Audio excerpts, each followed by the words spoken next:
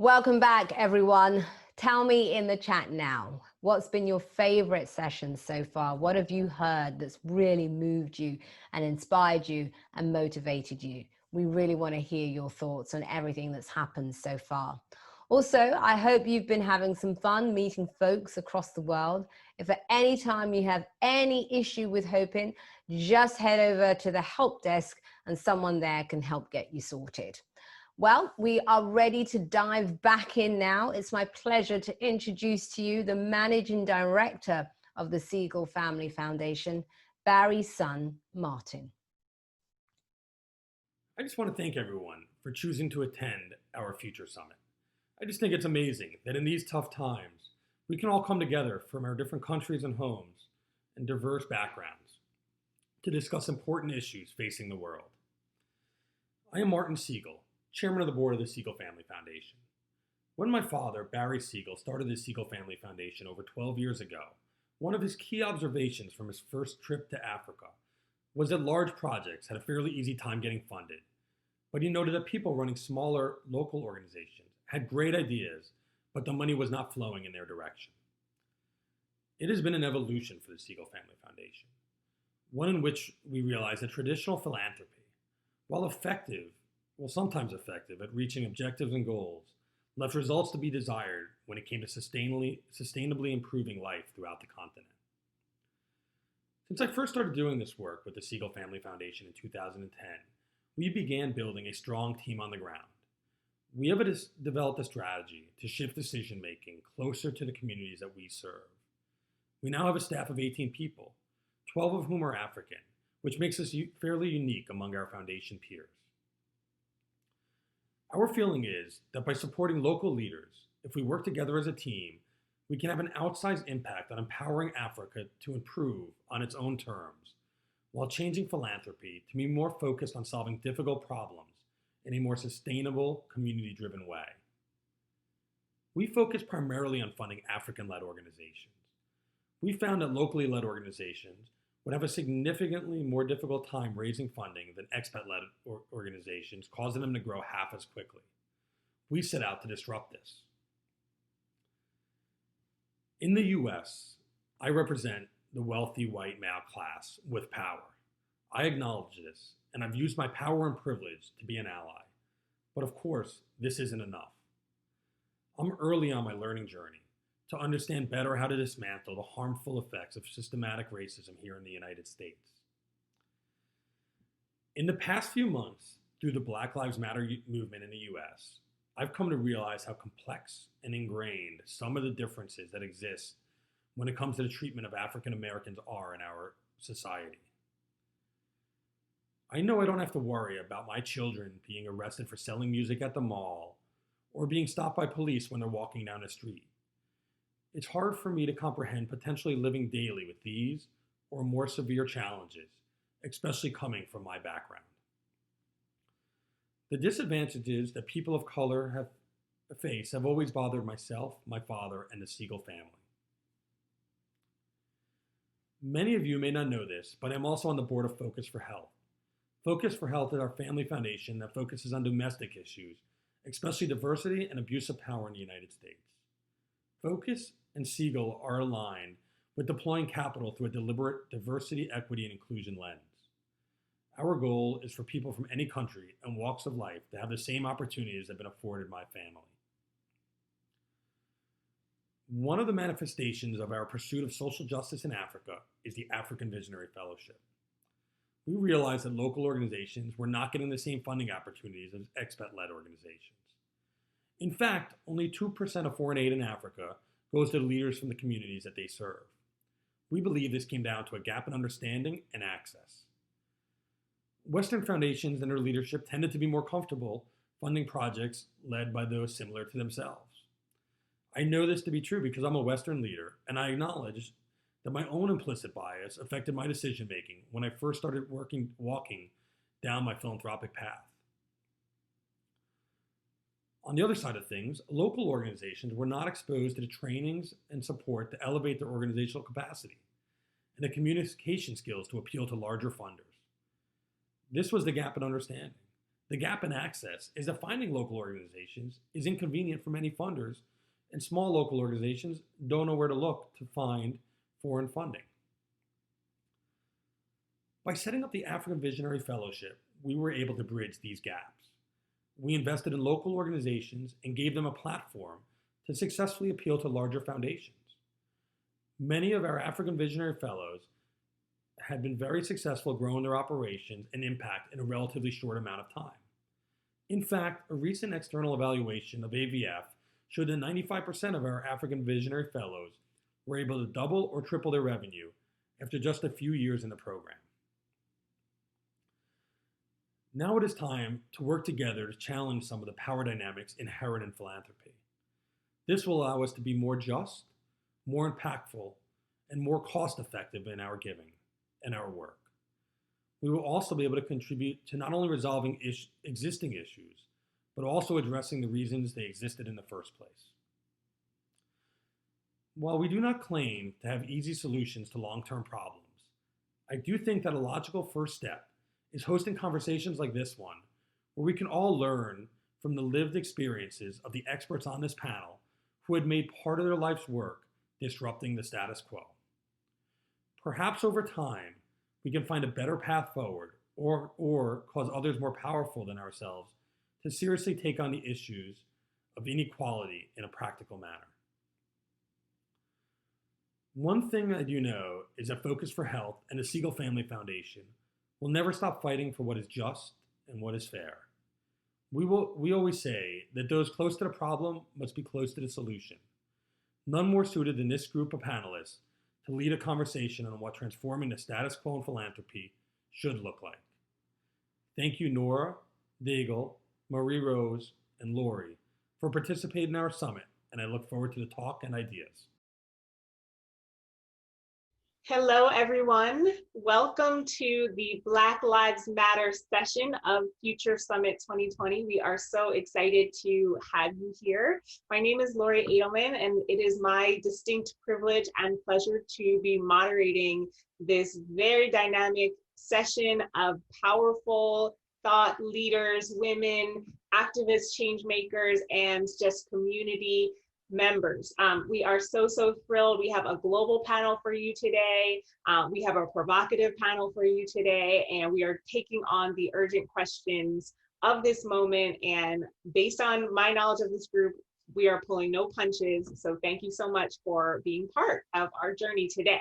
Now, before I jump into the panelists, I just want to do some housekeeping with you all. This is actually a recorded session, but about 40 minutes in, we will come to you live so that we can take questions in real time from you. So watch the session, hold your questions, and then you will have the ability to interact directly with the panelists about anything that might be on your mind based on what they're saying today. You can also tweet your comments, questions, concerns using the hashtag Future Summit 2020. And if you want to add something specific for this session, you can use the hashtag BLM in addition to the hashtag Future Summit 2020 to be part of this specific conversation about Black Lives Matter, race, and philanthropy and development. Now, why are we here today?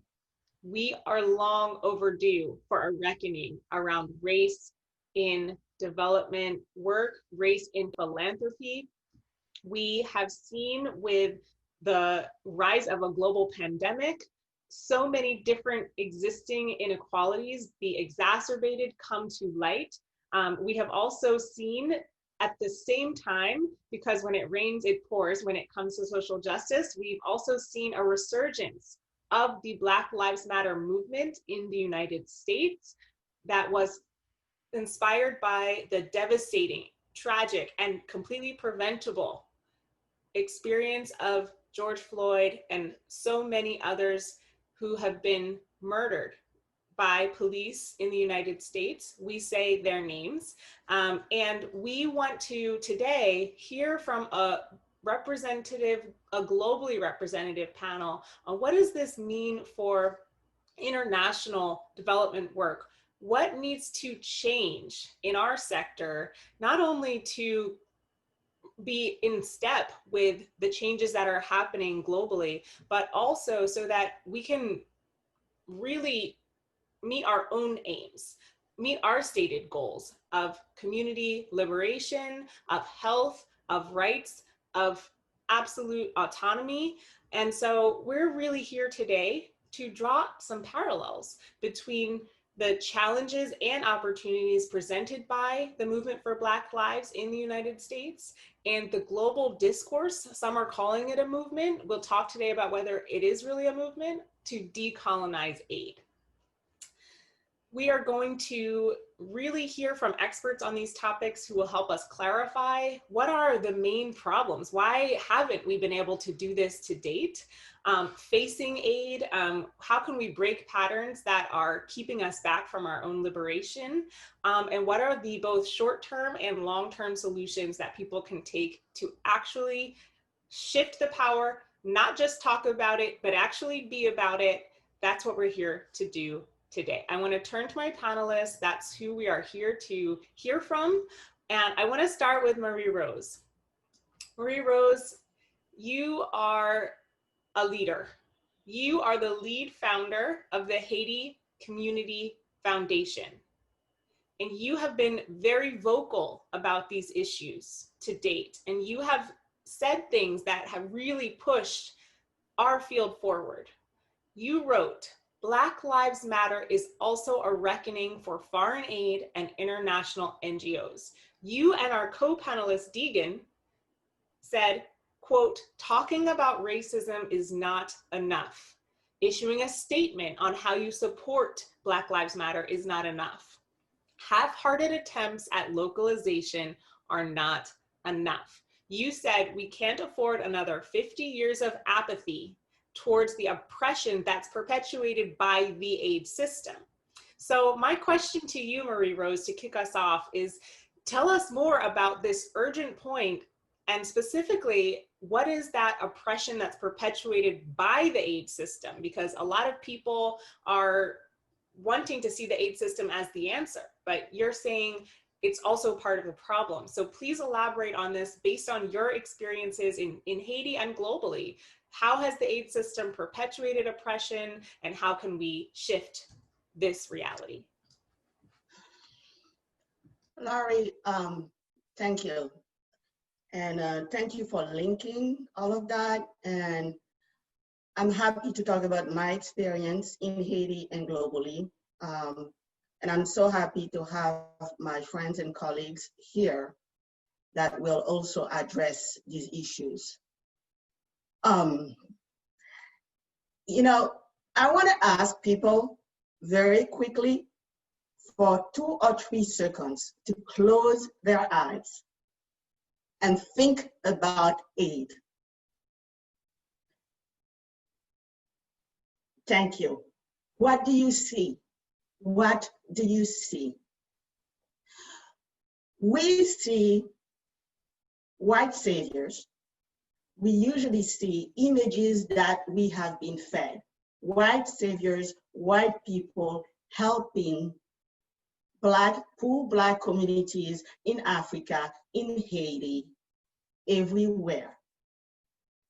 And thus lies our issue, because this is a white supremacist view of aid. This is a white supremacist concept. And I want to stress also, Laurie, that being anti-white supremacist doesn't mean being anti-white. Just to set the stage. And let us be clear about it. Because at the core of the concept of aid, what we have is a narrative that portrays Black and brown people as helpless victims, as opposed to the dynamic leaders that are in fact at the ground level responding to the disasters and doing their best to support their countries. Okay. The reality is that if you think about sort of like what happened in Haiti, which many have called a perfect example of disaster capitalism, which is frankly a very nice nice term to talk about what really was, highway robbery and the robbing of our people's dreams and hopes and opportunities. You had a humongous disaster that basically was a collective trauma for a lot of us, whether we were in Haiti or outside of Haiti. And people and organizations, international organizations, flocked to Haiti. And when they flocked to Haiti, there were billions because people were responding to this tragedy. It was a tragic event. And there were billions of dollars, private and public, that were committed to that. And what happened to that money? The Center for Global Development shows that 0.6% went to local organizations and local businesses. And this is the issue. And yes, it was extreme, but it happened before in 2004 with the tsunami, and it happened after. There is a pattern.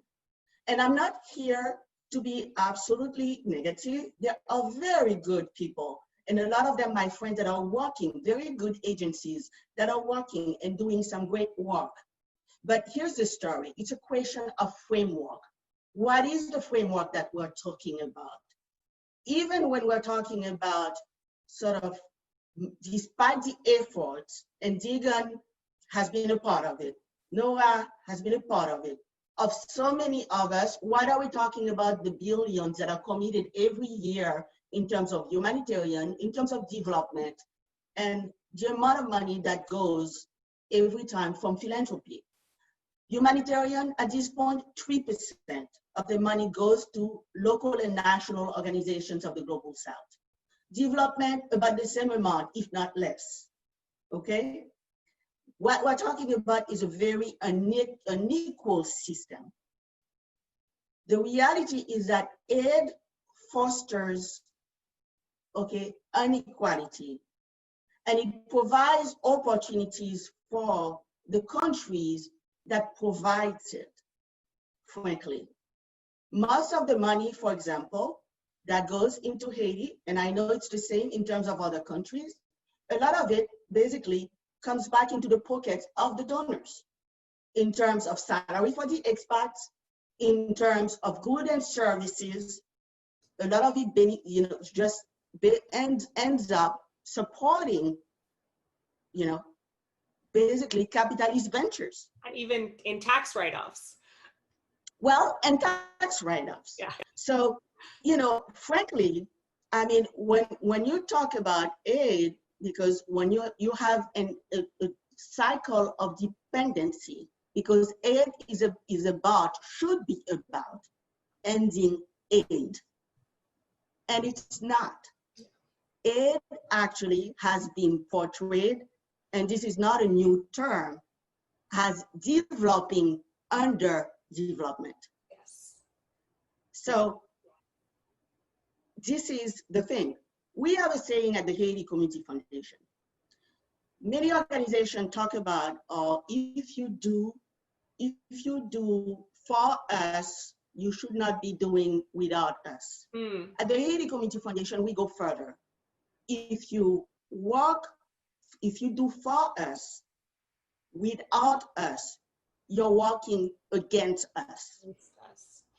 Marie-Rose, I often say that before anyone goes into this sector, there should be some required readings, and these are not the standard required readings at a public health school. I think one of them should be the article that you and Degan co-wrote about this topic. Another one should be How Europe Underdeveloped Africa by Walter Rodney, and I think you're getting at these points in ways that people can really hear them and understand. But you're right, these are not new ideas, that communities in the Global South have been saying this. Scholars, practitioners, activists have been saying this for decades and generations. And so I'm hopeful right now is a time when our community can really hear this and internalize the messages you're saying. So I want to get to our other panelists, but very quickly, I want to ask you a follow-up question, because you're saying some really important things about, of course, the 2010 Haiti earthquake, which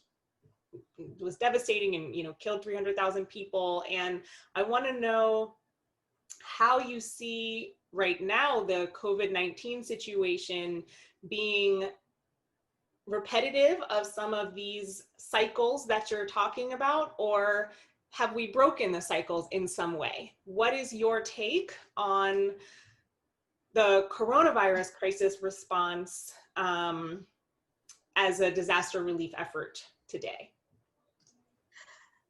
It's interesting, and I'm sure that my colleagues can talk at length about this.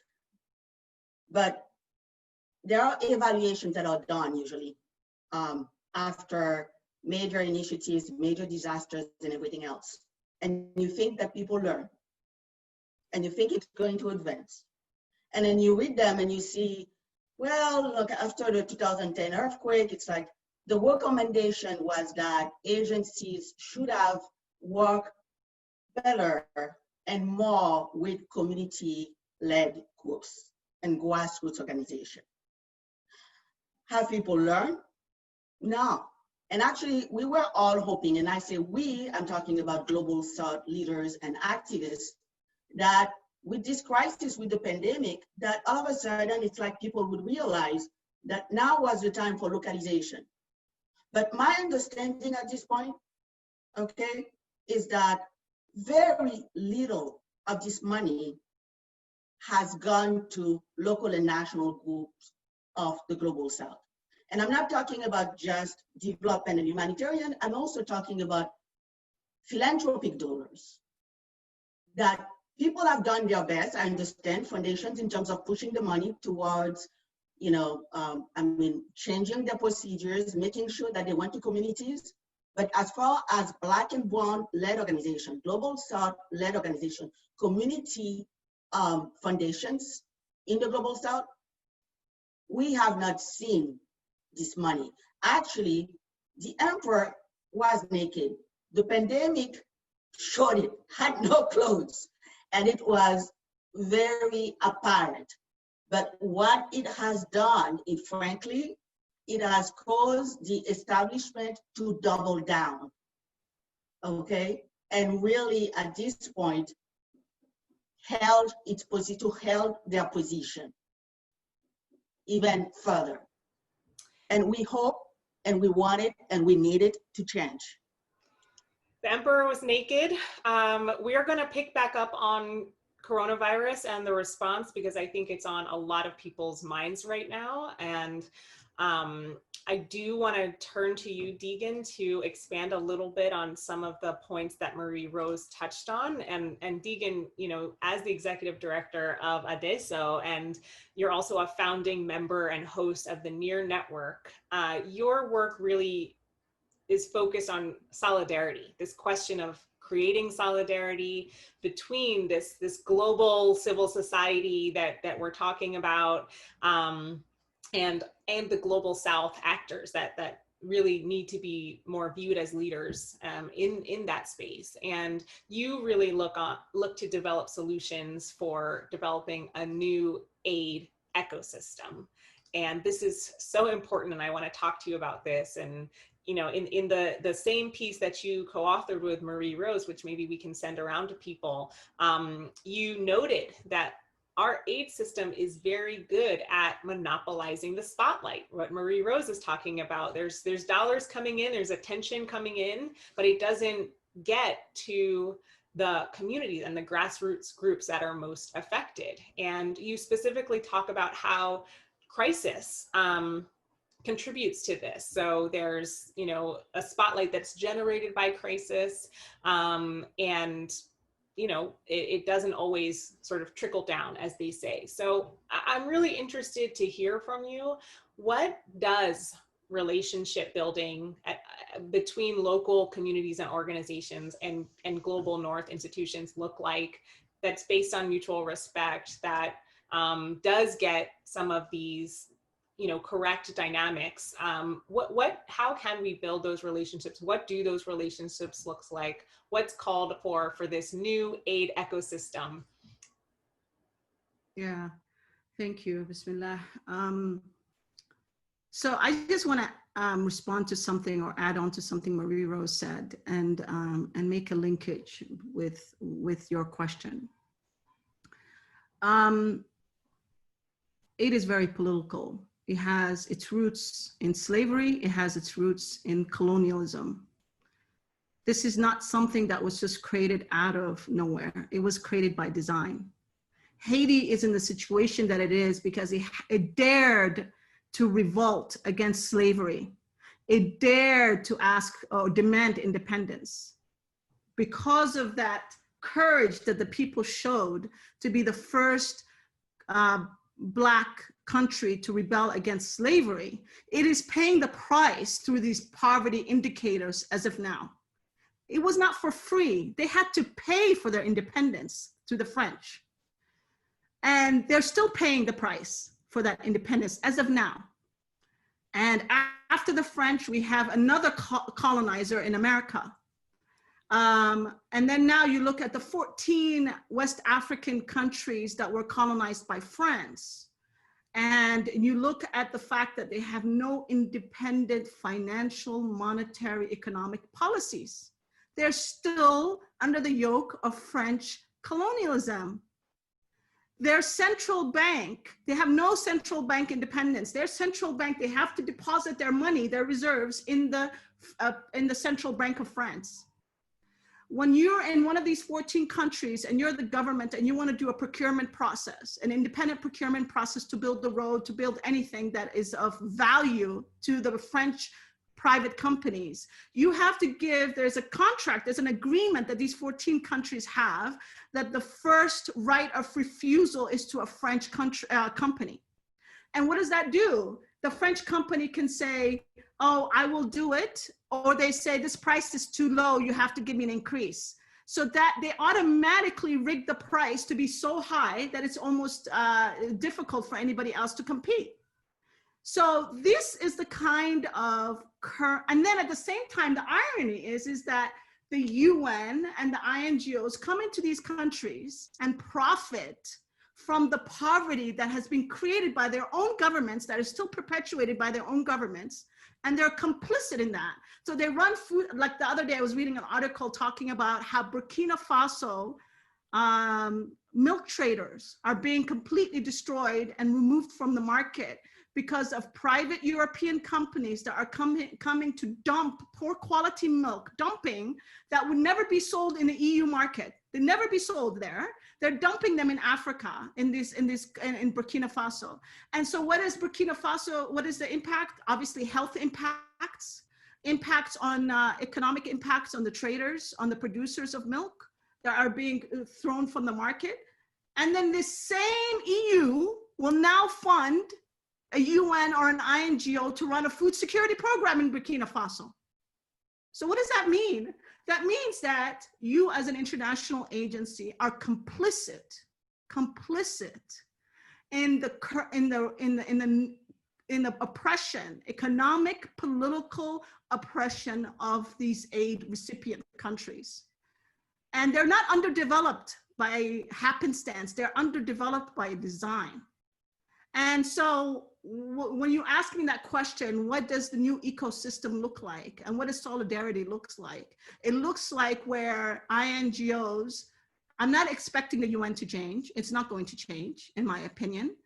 But I am saying to northern actors who claim to be civil society, who claim to be like us in the global south, they use the term civil society. I fear that they're no longer civil society. I fear that they become corporatized, industrialized, they're part of this machinery.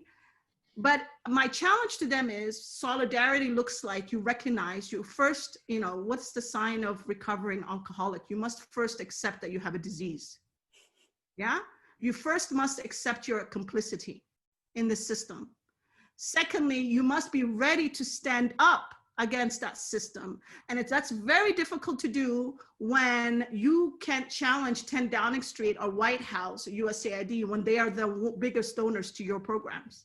How do you say no to saying, I'm not gonna run a resilience program or a food security program in Burkina Faso. What I'm going to do is I'm gonna hold you, EU, accountable for what you've done and what you've allowed your private companies to do in Burkina Faso. they're not going to do that. But that's what solidarity looks like. When we talk about real solidarity, that's what it looks like. You know, let's remove these barriers. Let's not lie to each other anymore. Yeah. Let's be honest. We're not talking about development. What we should be talking about is reparations. That's what we should be talking about. The trillions of dollars that have been taken from Haiti, from these 14 African countries. I'm not even talking about the Anglophone countries by the British. I mean, just even, I was talking to people from a Dutch NGO, and people think, oh, the Dutch, you know, they're not part of that history of slavery and all of these things. They forget what they've done to Indonesia. They forget what they've done to Suriname. They forget all of these things. Amsterdam wasn't built that way to be one of these most beautiful cities out of nowhere. That was on the back of the blood and the oppression of people in those countries. So, but we need to understand history is not just in the past, that we are living the consequences of history right now. And this is where these issues stem from. And this is for me why I wanted to write that article with Marie Rose. I wanted to make sure that people understood that aid is very much political. And if we don't accept that complicity, we're never going to get to a place of solidarity. I'm gonna have to snap to that, Degan. Thank you for just speaking truth. I told the people they were gonna get the truth. They're getting the truth. One of the things that is so exciting to me about the moment that we're in right now is that you're starting to see that cognitive dissonance around, on the one hand, this idea of neutrality, objectivity, you know, formal structures that couldn't possibly, you know, be dirtied by getting their hands dirty in the politics. And then on the other hand, you know, you're seeing people's values, you know, what they know to be right or good or ethical, you know, aligning with Black Lives Matter, for example. I think the example of the UN's policy on their own workers taking part in the Black Lives Matter protests was one of those moments where it's like a glitch in the matrix. Like they sort of showed their hand a little bit and said, you know, don't get involved in this. And then they had to, of course, walk that back. And I think we're starting to see more and more of those moments where the matrix is glitching, right? And people are starting to see, wow, things that I view as political in my own country context are also political in other people's country context. And, you know, it's not just about good versus evil or charity. So your points are so well taken. And what I want to do, I want to come back to this idea of history that you're putting out there, and how history is informing everything that we're doing today, because a lot of people want to say, well, colonialism, these things are in the past, imperialism, slavery, these things are in the past. Why can't we just get over it?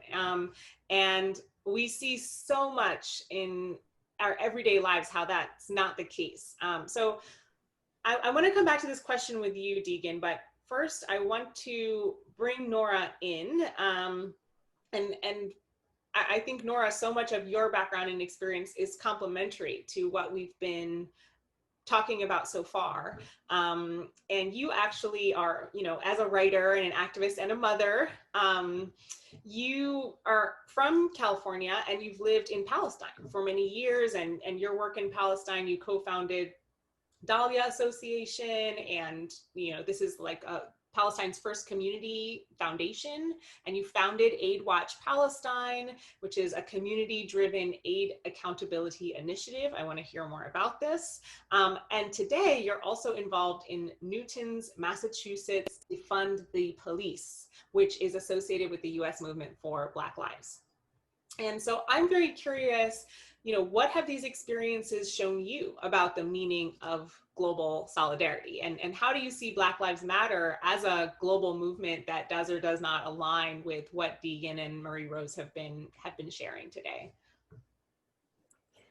Well, thank you for having me today and letting me be part of this really exciting conversation. It's so rejuvenating and inspirational for me, even though it's, you know, sad and tough stuff to talk about.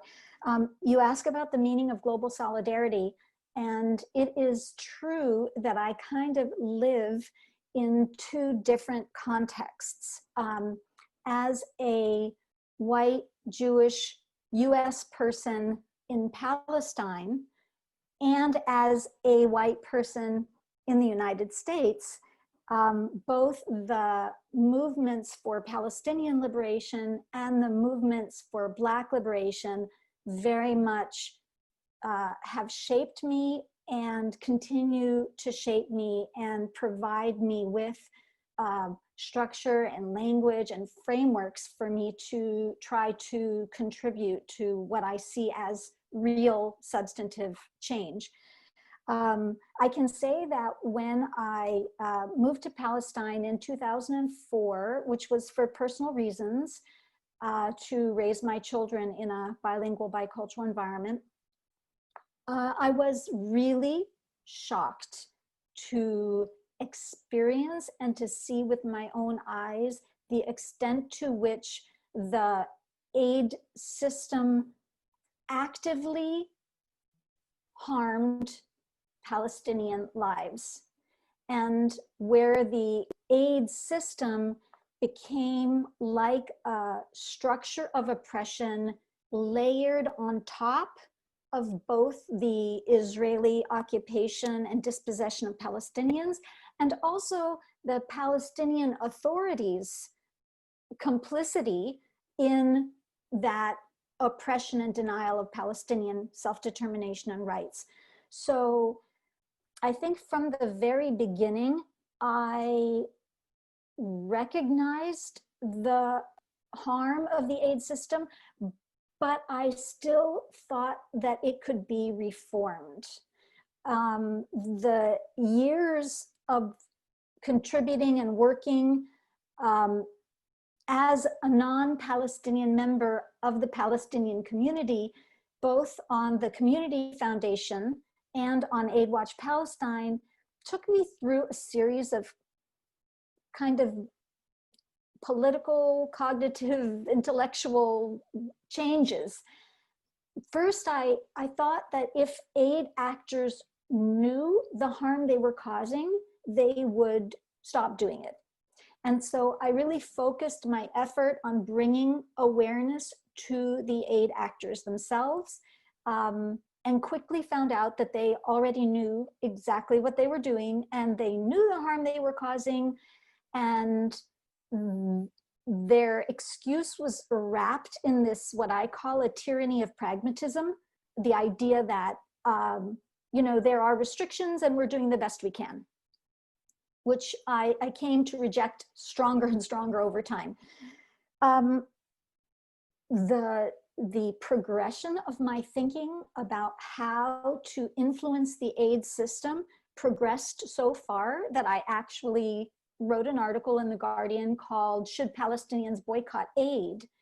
Because I realized that part of the problem is that we keep calling it aid and we keep calling it philanthropy. If we really called it what we know it to be, a neo-colonial intervention, then we might not feel so dependent on it. I'm saying we with my head there in the Palestinian community context. So global solidarity came to me to mean a resistance to the hierarchical giver-receiver relationship that's embedded in both aid and philanthropy. And it came to mean for me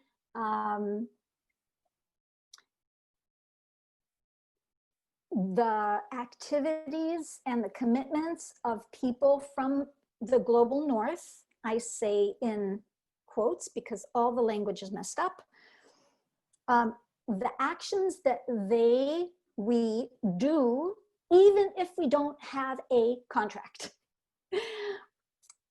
And I'm building on Degan's suggestion here that Northern civil society is not really civil society, because if CARE or Mercy Corps or even a private philanthropic actor doesn't do something unless it's funded, they are contractors. They're not actually civil society. So for me, global solidarity came to mean the work we do even when it's not funded. Now, shifting gears slightly into my context in the United States, working for the movement for Black lives, I've come to see even more clearly the limitations of what I would call a reformist approach. I always felt that aid and philanthropy would not be able to change through technical improvements. That doesn't mean there aren't some things that can be done within the system that would be better than what we have now. And we're going to get to those. Pardon? Yes, and we'll get to those. Yes. But ultimately, the idea that we can somehow tweak the current system out of its intended historic patterns and impact, I've come to reject that. In the United States, the Movement for Black Lives has a very abolitionist track to it, which is the track that I feel I work from. And the idea is that we don't want reforms to the police that increase the footprint of policing, either by increasing budgeting or by increasing the role of police. We really want to defund the police, have an anti-militaristic, anti-surveillance, anti-carceral approach to public safety. I feel like that mindset, while it's not called decolonization, it's an anti-white supremacist movement. It's very consistent with where I think and hope we can go with philanthropy and aid in relationships between the global north and the global south. Thank you so much, Nora. And there's a lot there. And what I especially want to pick up on and what I really appreciate is the fact that Black Lives Matter is a radical movement. And I see a lot of attempts to sort of pick and choose what we like or what feels comfortable about Black Lives Matter. It's a movement, it's a revolution, you know, people are on the streets, that's exciting, and there's energy around this, and then sort of leave the more radical tenets that maybe don't serve people's purposes. It's about abolitionism. We're talking about reparations, to Degan's point. We're talking about defunding and decolonizing the very structures that have been perpetuating oppression and in many times contributing to the comfort and privilege and safety of a lot of people who really don't have personal invested interest in changing that. So I love what you're saying. We have about 10 minutes left in this conversation before we are going to go into our live session and open it up for questions. So everyone who's watching, please come ready with your questions for our brilliant panelists. And what I'm going to do for these last sort of 10 minutes or so is to just ask each of you, and feel free to be in conversation with what the other has said, but I'd love for each of you to kind of reflect further on this idea of shifting the power. What does that actually mean and look like? So I would love to hear more from you, Degan, on, you know, how could our current, you know, aid ecosystem become more of a system that's geared towards reparations, repair, justice, dignity? Like, is that something that's possible? You know, what do each of you think about how shifting the power may or may not be possible given our current infrastructure? So I might ask Degan to start if you feel comfortable doing so, and then we'll go to our other panelists. Yeah, I mean, I think some of it we explored in our article. I think the first thing is, for me, I think at the global level is we need to really deconstruct these Bretton Woods institutions from the IMF and the World Bank, cancel all debt, and talk about reparations as part of the global financial systems. Secondly, I would eliminate veto power at the UN. One country, one vote, that's it. No 5 countries basically holding the world hostage and can't resolve conflicts that have been going on with Syria, Libya, Congo, wherever it may be. So I think that's I think at the global level. I think at the INGOs and the partnerships with civil society and what needs to happen on the part of also the donors, I think we need to really walk the walk, not just leave it at the talk stage anymore. We need to go beyond the rhetoric of shifting power. I hate the word localization, but that's what the humanitarians have grabbed onto. And again, it's a northern word, it's a white word. It was a word that was chosen by us in the global south. If we really are talking about shifting power, we have to talk about what does the new ecosystem look like that's dignified, that's respectful, that is community centered, where the community actually has a choice to say, we don't want you here. And it's not where the vultures don't come in and impose themselves. And that's what it is. The system when a crisis happens, everybody mobilizes to try to get as much money as possible. It's all about fundraising. Let's get the piece of the pie, and let's get the largest piece of the pie. That is the thing that goes into action immediately with any agency. And that goes from the UN to the INGOs. And let's be honest about that. So stopping poverty porn, no more these images of Black and brown bodies. We need to stop this. We need to really reshape the business model of these INGOs, where they're really partnership driven, enablers, facilitators, rather than coming in with their expertise, thinking that they can come and save us and they know everything. Well, we have all the expertise, we have the capacity. What we don't have is the resources, because you hold the purse strings and you demand that we have to meet these crazy due diligence requirements that are really very northern centric, and these metrics that really are not at all in any way relevant for the local communities. You know, these M&E metrics, most local people don't really understand, value them, and they're not even relevant. Majority of the paperwork that most INGO practitioners or local NGO practitioners that have these things imposed on them do it for the purpose of pleasing the donor, not really for who's the real client. Is it the communities that we're trying to serve, or is it the donors, the DFIDs and the USAIDs that we're servicing? We need to shift this and pivot this. Let's talk about participatory grant making. There's a history and a plethora of research and information and good practice that's out there, whether it's the feminist funds or whatever it may be, that have been doing this for many years. Let's take the good and bring that into this space.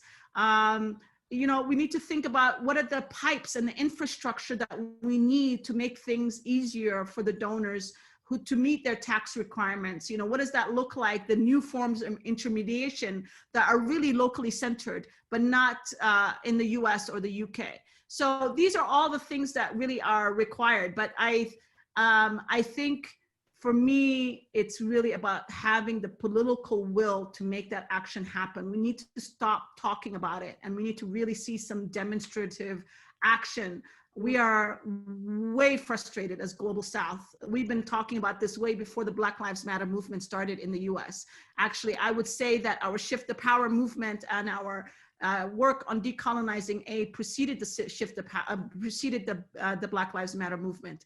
But we never got the New York Times op-eds. We never got the Washington Post. We never got any of these internationals to pay attention. But we're happy that we have the solidarity of Black people in the US that have been able to uplift our issues to where it is now. Really appreciate these points, Degan, and I promise that I did not pay Degan to mention women's funds and feminist funds, but we haven't spoken a lot about, gender justice, and, I appreciate that shout out. I think that, women in the world do have a lot of these issues. You figured out it's not a coincidence this panel, is all women, and there's also a relationship to the gender justice work that, I don't think we have time to go into today, but thank you for those great points, Degan, and also very important, this is not new. People have been saying these things. So Marie-Rose, I'm gonna go to you next, and then Nora will have your reflections on shifting the power as well. I think that all of these points are really well taken, and I appreciate the specific recommendation that Degan is providing.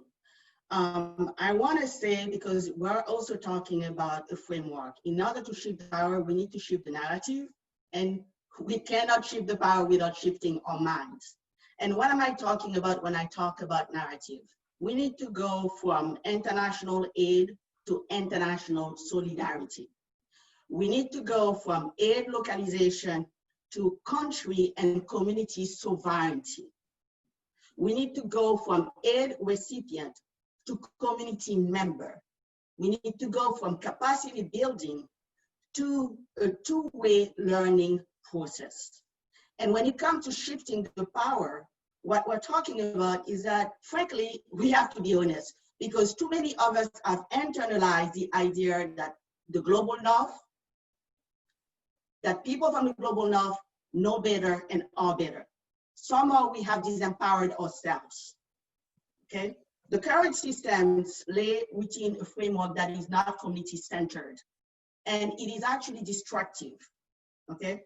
We are not part of a collectivity, okay? And we are not looking at it as an ecosystem. And frankly, even if you think in terms of climate change, at the root of climate change is the denial of the fact that we are part of nature, okay? And that when we destroy her, we destroy ourselves. We need to regain some sense of balance in a very unequal system right now. And I think there is a lot of it that, frankly, the global north and the world itself can learn from the global south, because we have always been grounded in a sense of collectivity and community. Even in terms of the pandemic, the community approach is something that has made us manage it better. But frankly, all of these systems are reflecting of the global structure that we're talking about, and we are on a path of destruction, all right? So I think it's essential for us to be looking at long-term change as opposed to short-term solutions. It's essential that we look at an inclusive way to systematically address the systems of injustice. Thank you so much. Nora, over to you. I agree and appreciate everything my colleagues are saying. I think that we can start by recognizing that white supremacist culture is built into the procedures of philanthropy and aid. So literally the whole idea of a request for proposal, the application process, writing almost always in English, using either US or European currency to do budgets. All of this is white supremacy culture that gets perpetuated even if aid actors and philanthropists are well-intentioned. So I think one immediate thing we can do is to recognize that and change. I think we need, as Degan emphasized, to appreciate that philanthropy and aid happens within that bigger economic political context, and that philanthropists and aid actors cannot absolve themselves of our responsibilities and our obligations as global citizens by claiming to do good within the narrow framework of aid. Because what that does is it puts us in the position of causing harm with one hand and then claiming to address that harm with the other hand. I think that people, as my colleagues have said, need to control their own resources. So whoever in this webinar controls resources, whether it's money that was inherited or, you know, as a professional, they are managing someone else's money, we need to ask where that money came from. Does it really rightfully belong to whoever claims ownership over it?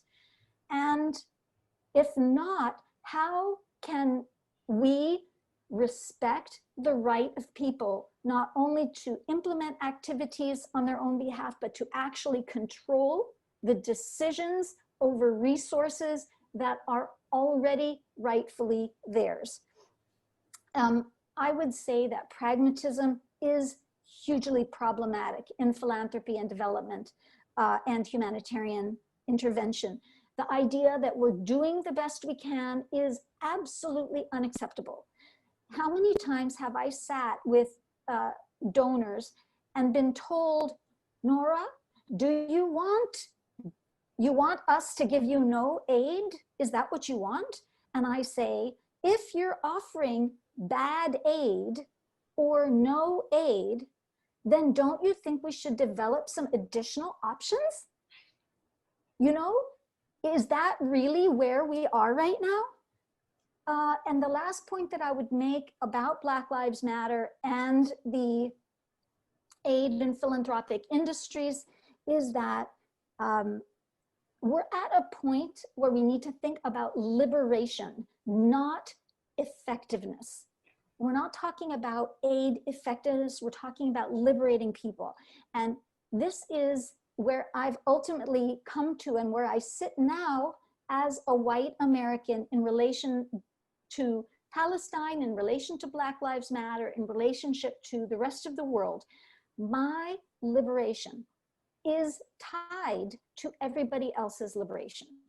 When whether it's give money or get involved in a cause, it's not because I'm trying to help someone else.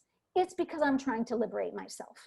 It's because I have a self-interest that we are wrapped up with one another in an inescapable way that also offers huge, huge opportunities to change the world. And so I hope we can bring the idea of liberation movements into the aid and philanthropic discussions. Fantastic. I'm being told that we are out of time for this part of the session, so we are going to take all of this incredible, thoughtful, radical, powerful conversation and be directly in touch with our audience to continue this discussion. I just want to say thank you so much to my panelists for showing up today and speaking the truth. And I really hope that as you have done for me today, that we will change these realities with your words. I know there's a lot of powerful people in this audience. I've heard a lot of asks from all of you today to our audience members from, you know, stop making us jump through hoops to get these funds. And, you know, I think I hear intrinsically a plug for core, you know, flexible, multi-year participatory grant making as sort of a minimum. I think I'm hearing a lot of that. And again, there's a lot of examples of that that already are working, that, you know, this is something my organization and many others are trying to look at. And I would just say we want to hear also the solutions and ideas from the audience, what might be working to achieve some of the very important and ambitious things that have been laid out today. So thank you. We will close for now and let's go into our Q&A. Hi, everyone. I really want to thank you for watching our presentation. I'm Marie-Rose Romain Murphy, and Nora, Lester Murad, and Degan Ali are joining us. And Degan, I'm so happy you could make it, despite everything. Hi, guys. Degan has. Can you hear me? Yes, we can hear you, and it's fantastic. And we're gonna go now. We have a few interesting questions from the audience, and we don't have a lot of time. So I think at this point, we are going to take about 3 questions because we want to make sure, 2 or 3 questions at the max, because we want to make sure that we answer them thoughtfully. So there was a question from AdMaxStay, was basically saying, how do you all see assistance by individuals in small groups in a Western country to individual orphanages and small local and children's organizations? She's also talking about the fact that these organizations that she's talking about are about helping children to get educated and to get training. I wanted to address that because I think as I was trying to understand the question, I think that Anne is trying to figure out, like, okay, how do I support local groups? Does it make sense? Of course it makes sense. And I think it's the best way to support global South countries, or for that matter, any communities that are marginalized in different parts of the world. You want to support people that are working with communities and leading their own communities. Local communities are closer to the issues and they know the communities. So please do support us. Do support communities all over the world who are trying to lead their communities and support them. The other question, though, can I, before I you just go want on, to touch. Marie Rose, I'm sorry, before you go on, can I make a small plug for community foundations? Because sometimes you want to give locally. We don't usually want to give to individuals because that's kind of a charity model. We want to support the building of local institutions. Sometimes you want to give locally and you don't know who to give it to. That's one great way to use community foundations. Local community foundations are local organizations, but they know other organizations very well. They have long-term relationships. They understand the context. So community foundations are a great way to make sure you're supporting local, even when you don't know which, end group is best for funding.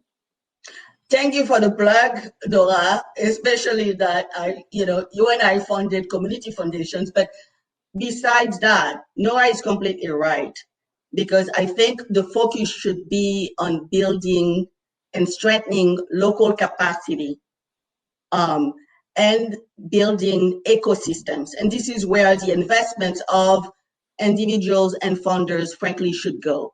I want to touch on very quickly on the issue of orphanages, because orphanages have been banned in most Western countries, but they are being supported in global South countries.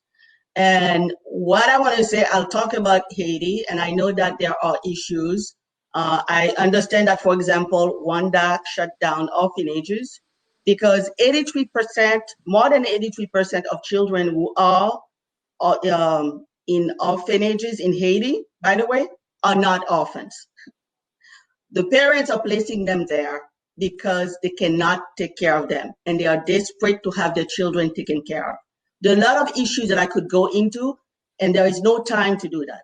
What I can tell you is that the focus of any giving should be about self-sufficiency and self-determination. So if you're going to help people and you want to help institutions and local groups, think community foundations, think local groups, and think any programs and initiatives that are thinking long-term and really trying to invest in people and supporting people's attempt of trying to get self-sufficient. We want to support development. We want to support self-determination. We don't want to support dependency. We don't want to support charity.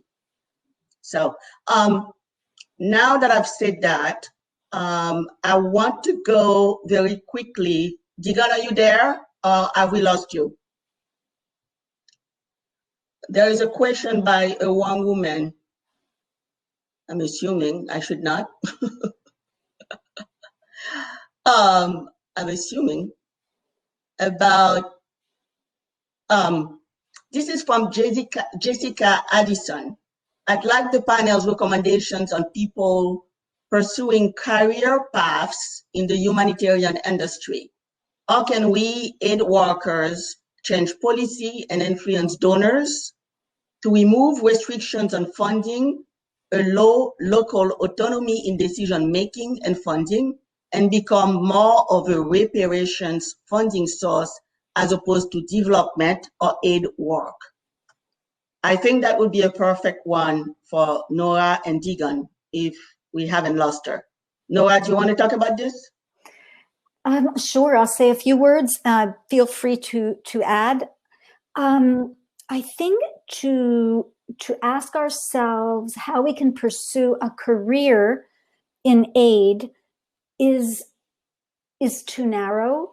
I think if we ask ourselves how can we pursue a life of service, it is not only a broader question, but it doesn't, when we're talking about pursuing a career, it literally means sustaining ourselves and our livelihoods on other people's poverty.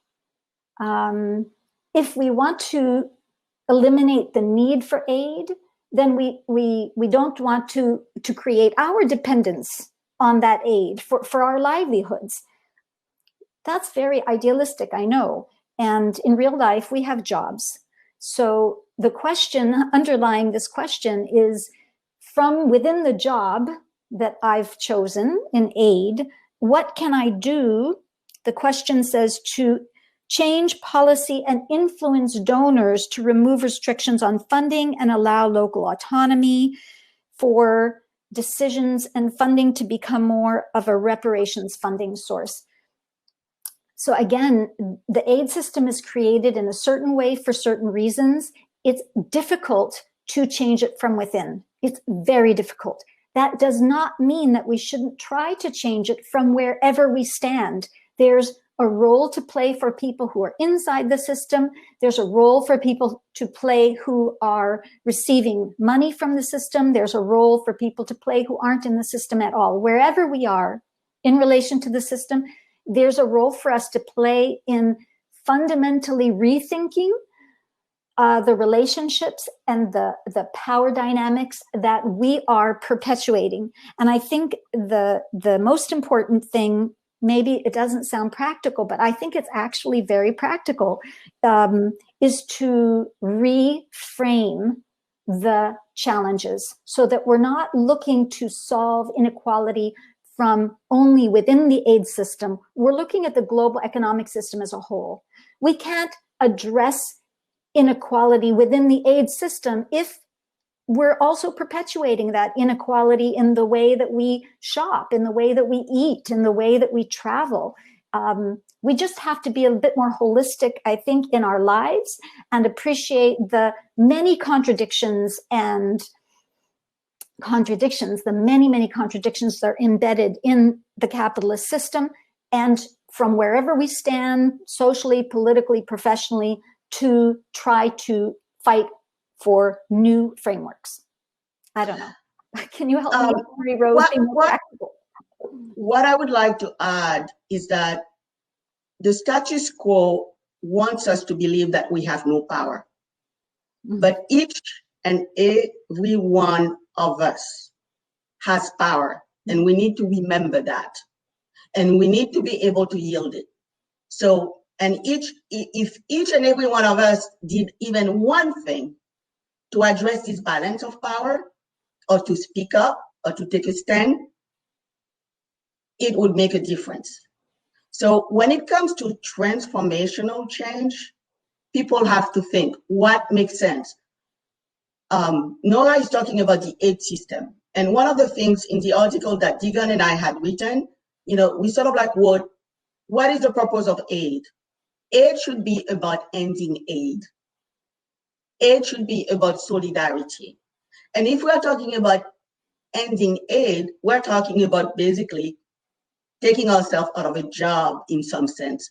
So, and we need to be able to get out of the box and the thinking that the system cannot change and that we cannot change the system. We need to imagine ways where the system can be different, or we can invent a different system. And what does it mean? It means practically having a completely different approach. And as opposed to top down, going bottom up. And this is something that we've been fighting for. Mm-hmm. So this is a paradigm shift that we all need to think about, whether we're talking about as individual people, but also as institutions. And what exactly does it mean in terms of our giving, individual or institutional, in terms of our learning, and in terms of our approach to problem solving. There is one question. Before you go there, Marie-Rose, I'm sorry. Sorry. Again, I keep interrupting you. I'd like to give a pitch for this book for people who are looking for practical, but also inspirational and and change-oriented practical methods. This is called Smart Risks, how small grants are helping to solve some of the world's biggest problems.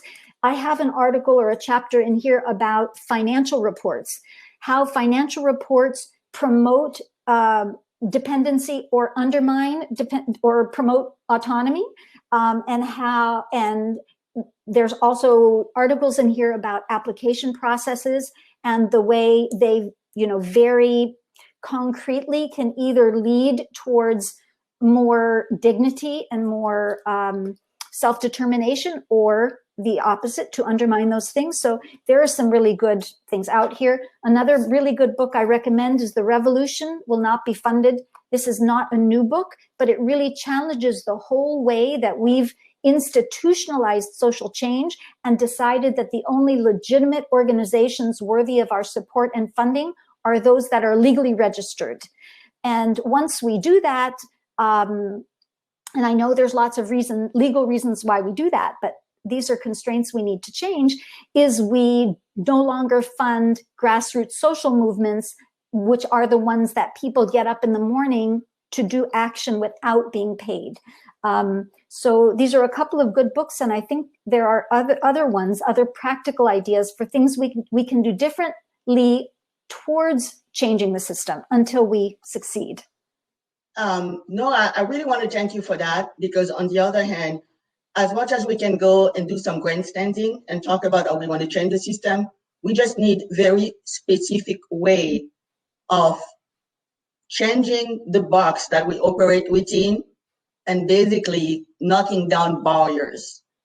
And also making sure that we provide access, because access is key. You can teach person how to fish, but if we don't have access to the water, what does it mean? And in that sense, water is the resources that we need. So, and within the issue of power, I'm not sure how much time we have left, but I will take very quickly the question by Emily Nielsen-Jones about gender. How does gender fit into all that? Gender is critical, because I'm laughing only because we women are the poorest segment of the population. I think people that are involved in the aid and philanthropy and humanitarian sector just know that usually we take the back seat. We are the ones that are most impacted and the one with the least power and access to resources.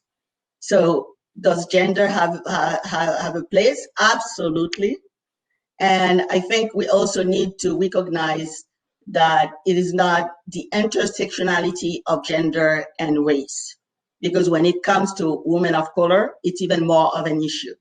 So as individuals, as managers, as leaders, as funders, as donors, we need to hold people accountable when it comes to gender and power issues, as far as their impact, not only on our organizations and how they are structured and who we hire, but how we actually listen to their voices, and all these issues of power are impacting the people that we serve.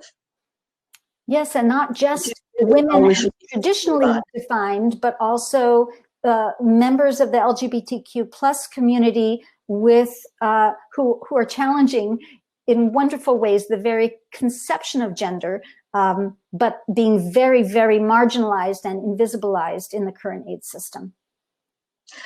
And I think we need to recognize that as it stands right now, we are talking about, whether we're talking about aid, philanthropy, and humanitarian, the general structure, we're talking about very white spaces, where if you are very white and very male, frankly, and if you are not a white male, you literally have to prove yourself. You have to ask for permission, and no matter how much experience and how many qualifications that you have, somehow you have to prove yourself. While somebody with milk behind their ears, if they are white, if they are male, or sometimes white female, command a lot more funding, have access, and get support and coverage. So we need to think about all these dynamics when we think about our work. Because frankly, I think it means stepping out of our comfort zone and realizing, wait a minute, as opposed to reaching out to X that I know because, oh, we used to work together, shouldn't I be trying to make sure that I give a platform to somebody else, that I do a special outreach so that I can get somebody that is qualified? We have plenty of women, plenty of women of color who are qualified to get the job done. Shouldn't I be hiring locally? Why have thousands of expats? And I'm sorry if I hit a nerve, but that's the reality. Not to say that there isn't a place for expats, while the resources are there locally. Mm-hmm. I really think it's essential for us to be thinking that way, us as a collective, us as a sector, and frankly, us, as a global network. That's such a wonderful way to end our whole session. I hope people feel. All right. I think are we out of time at this stage? Yes, we are. We're over time. I hope people feel free to be in touch with me directly for any reason, anytime. It's just a joy and an honor to be here with you, Marie Rose. And I'm sorry we didn't have Degan. Degan has a personal emergency, and I think she was trying to be there with us. And it's too bad because, Degan has so much to say. But luckily thank you very much. And people can always reach me if they would like to hear more or if they want to get some answers to their question. Thank you, everybody. Thank you. Bye-bye. Bye-bye.